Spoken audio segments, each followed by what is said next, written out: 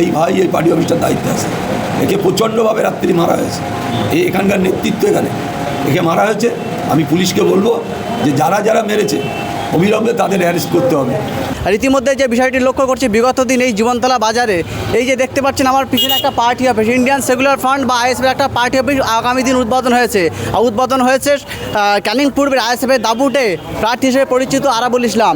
বিগত দিন দেখলাম যে ক্যানিং পূর্বের মাটিতে জীবনতলার বাজারে আইএসএফের পার্টি উদ্বোধন হওয়ার পরেই দেখলাম যে সন্ধ্যা না গড়াতেই নেমে আসলো সেই পার্টি অফিসের উপরে আক্রমণ, এবং এখানে শান্ত নয়।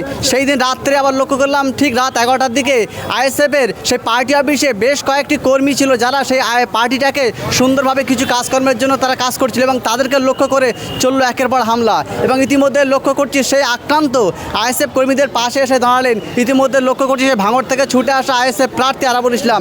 তিনি আজকে এই জীবনতলার বাজারে এই আইএসএফের পার্টি অফিসে আসার পরে তিনি কি বক্তব্য রেখেছেন বা বিশেষ করে আগামী দিনের ঘটনায় হামলাকারীদের বিরুদ্ধে কি বিস্ফোরক বার্তা দিয়েছেন শোনাবো আপনাদের প্রিয় চ্যানেল জনবার্তা টিভির ঝকঝকে সাদা পর্দায়। ব্যাপার হচ্ছে, আমরা এই অফিসটা যার কাছ থেকে নিয়েছি তাকে পুলিশের লোক ভয় দেখাচ্ছে আর কিছু বিজেপির লোকেরা ভয় দেখাচ্ছে। আমি যে অফিসটা আমাদের দিয়েছে আমরা তার পাশে সবসময় আছি, থাকবো। কোনো রকম চক্রান্ত করলে আমরা কিন্তু ছেড়ে কথা বলবো না।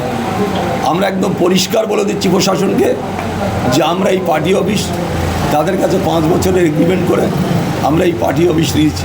তাহলে আপনাদের এত কিসের জ্বালা? আপনারা প্রশাসনের লোক, দায়িত্ব নিয়ে কাজ করুন। মানুষ বিপদে বললে তাদের পাশে দাঁড়ান।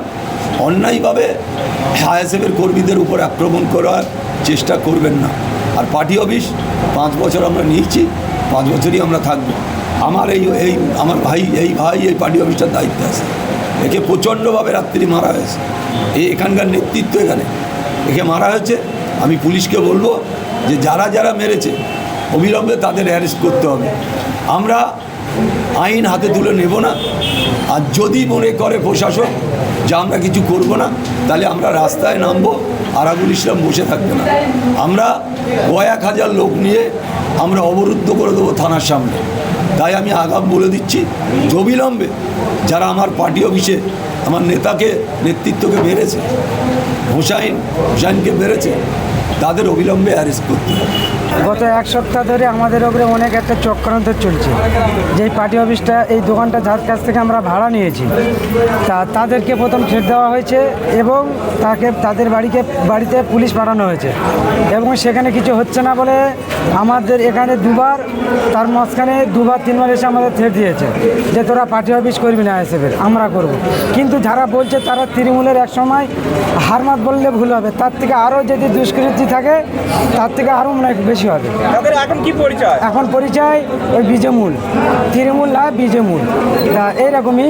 এবং কালকের যে আমাদের পার্টি অফিস উদ্বোধনের যে প্রোগ্রামটা ছিল, এই প্রোগ্রাম হওয়ার আগে 2বার এসেছিল মিজান শেখ এবং সাবির শেখ আর রবিউল শেখ, এরা এসেছিল। আসার পরে আমাদেরকে অনেক ঠেট দেওয়া আছে। ঠেট দেওয়ার পরে আমরা আমাদের কাজ চালিয়ে গেছি। তারপরে ফের এসেছিলো সেই একই ঠেট, আমরা তবুও সেভাবে কাজ চালিয়েছি। তারপরে যখন পাচ্ছে না, 4টের দিকে ওলি পিয়াদা বলে একজন, এখানে আমাদের এখানে একটা হারমাদ আছে, সে নতুন করে সগত মোল্লা তৈরি হতে চাচ্ছে। সে তোলা তুলেছে, প্রচুর টাকা তোলা তুলেছে 5 তারিখের পর থেকে। সেই হারমাদ এখন এই কিছু হারমাদদের নিয়ে এই কিছু চক্রান্ত চালাচ্ছে শওকত মোল্লার মতন, যে আইএসএফের ছেলেদের উপরে সেই স্টিম রোলার চালাতে যাচ্ছে।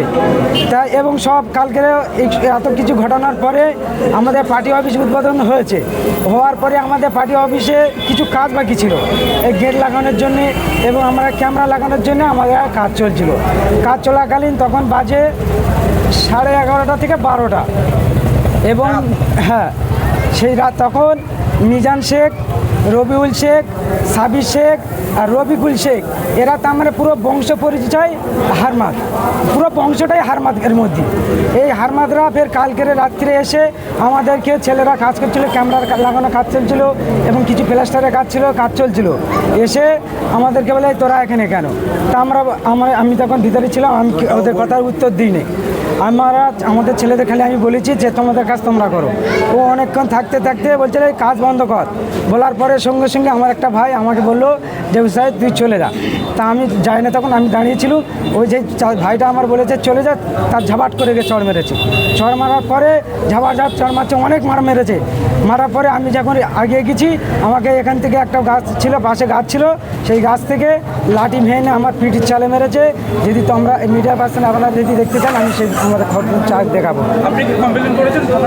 কমপ্লেন আমি হচ্ছে মেডিকেল করেছি, আমি অবশ্যই যাব এখন এর কমপ্লেন করতে।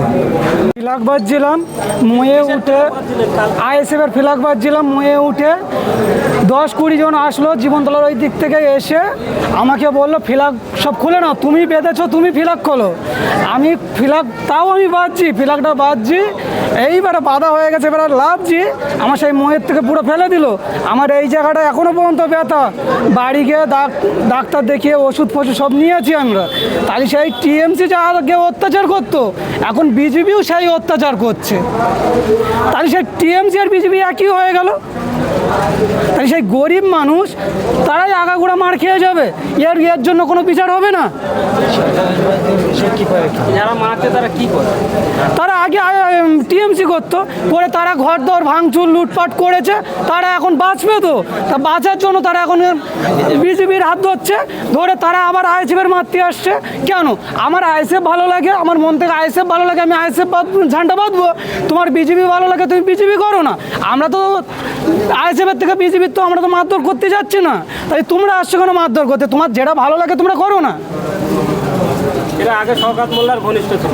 আগে শওকত মোল্লার ঘনিষ্ঠ ছিল, এখন তোমার পলি পায়দার ঘনিষ্ঠ হয়েছে।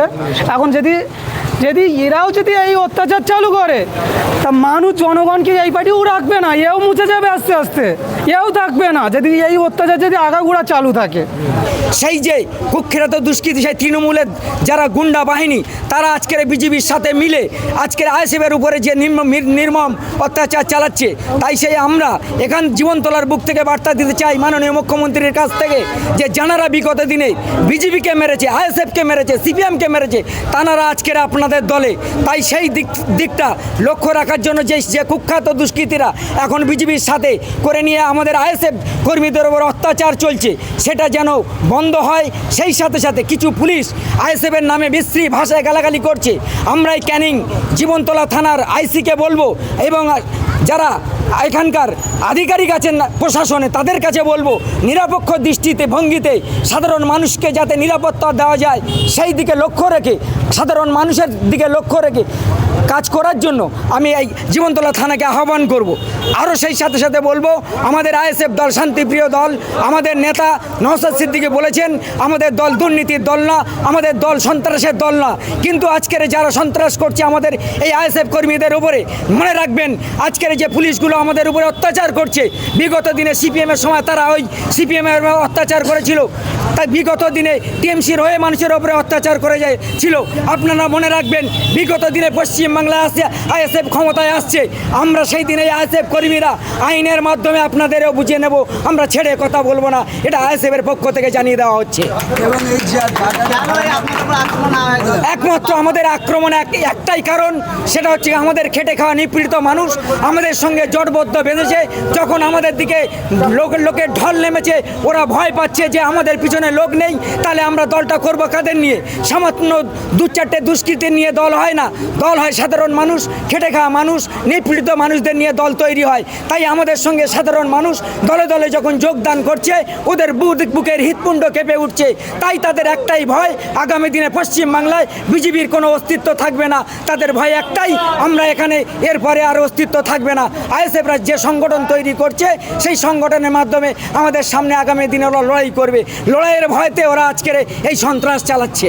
বিগত দিনের ঘটনায় অভিযুক্ত তারা কারা? যেমন তারা কারা, এখানকার কথা বলছি, জীবনতলার বুকে যে নাসির গাইন, যে ইছাউদ্দিন প্রধান, এবং এখানে যারা আরও সবাই আছে, যেমন আমরা দেখেছি শওকত মোল্লার নেতৃত্বে যে কুখ্যাত বিগত দিনে আমরা দেখেছি চুল্লু বিক্রি করত হোসেন, সেই হোসেনের নেতৃত্বে এলাকায় আজকের সন্ত্রাস চলছে। এই হোসেন যে ভাঙড়ে গণ্ডগোল হয়েছিল তার নেতৃত্ব দিয়েছিল হোসেন। আমিও প্রশাসনের কাছে একটাই দাবি করব, এখানে যে বোম বন্দুকের গোলাবারুদের যে স্তূপ তৈরি হয়ে আছে সেটাকে অবিলম্বে তার একটা নিষ্ক্রিয় করার জন্য তাকে প্রতি গ্রামে তল্লাশি চালিয়ে তার অভিযান চালানো হোক এবং অগ্নেয়াস্ত্রগুলো বন্ধ করা হোক।